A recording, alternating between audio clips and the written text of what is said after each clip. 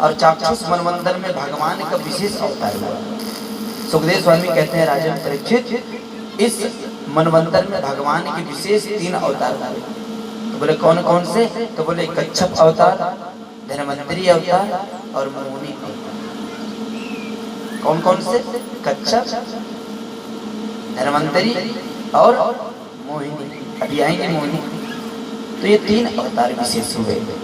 तो यहाँ पर प्रश्न उठाया परीक्षित ने कि भगवान गुरुदेव आप ये बताओ कि ये जो समुद्र मंथन है ये क्यों हुआ, किस लिए हुआ और किस कारण से? ये 3 प्रश्न रखे। तो जैसे प्रश्न रखा तो परीक्षित जी महाराज के पूछने पर सुखदेव जी कहते हैं कि राजन ये समुद्र मंथन 2 के बीच हुआ, एक तरफ देवता और एक तरफ दानव, दोनों के मध्य में ये समुद्र मंथन हुआ। क्यों हुआ?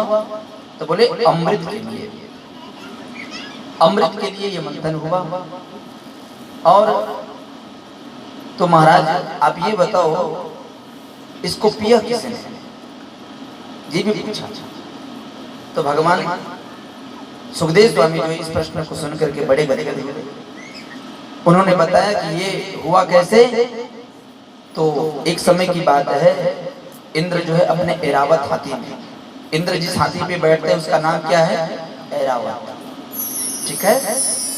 उस हाथी में बैठ करके वो आ रहा था। इधर से दुर्वासा ऋषि जा रहे थे, अपने चेले को देखकर गदगद हो गए। कई चेला वीआईपी होते हैं पंडितों के, जिनके घर में ना पंडित चाय पीते हैं, उनके घर में कुछ भोजन पाते हैं, हर किसी के घर में नहीं खाते, कोई चेला विशेष होता है। तो इंद्र भी दुर्वासा ऋषि का अच्छा चेला था, तो अच्छे चेले पर प्रेम ज्यादा आ जाता है। तो अपनी माला उतारी और इंद्र को पहना दिया।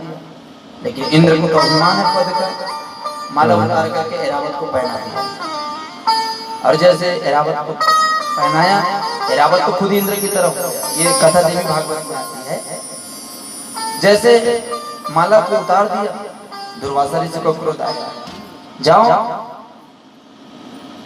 तुम्हारा पतन हो जाएगा, ऐसा कह दिया। और जैसे कहा, इधर ये बात पता चली असुरों को, उन्होंने चढ़ाई किया, देवता हार गए।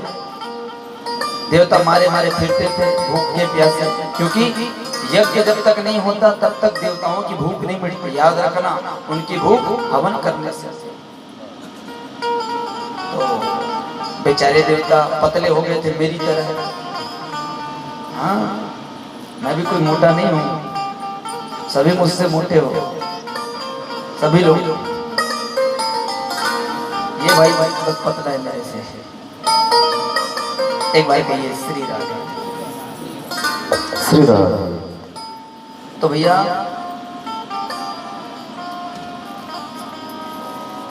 जब ये बात असुरों को पता चला, उन्होंने चढ़ाई किया, देवता हार गए, मारे मारे फिरते थे। भगवान के पास पहुंचे, भगवान आप कुछ उपाय बताओ। तब भगवान कहते हैं एक ही उपाय है। बोले कौन सा?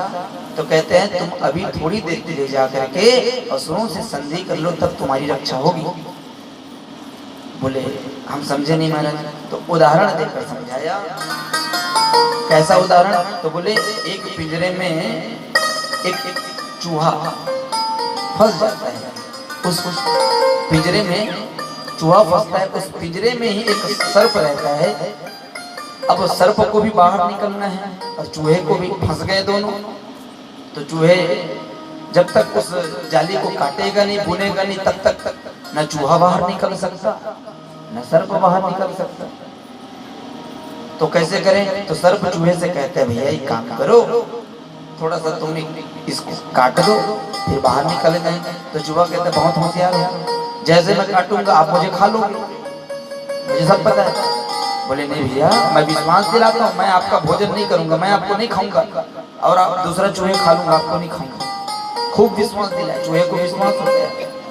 और जैसे विश्वास हो गया वो काट दिया, और काट करके जैसे चूहा निकलने वाला था, गप से मुंह को खोला चूहा, नमो नारायण गोविंद नमो। तो कहने का मतलब इसी प्रकार से तुम लोग भी जाओ, उससे संधि कर लो, और संधि में ये प्रस्ताव रखना समुद्र मंथन का। और मैं तुम्हें ये भी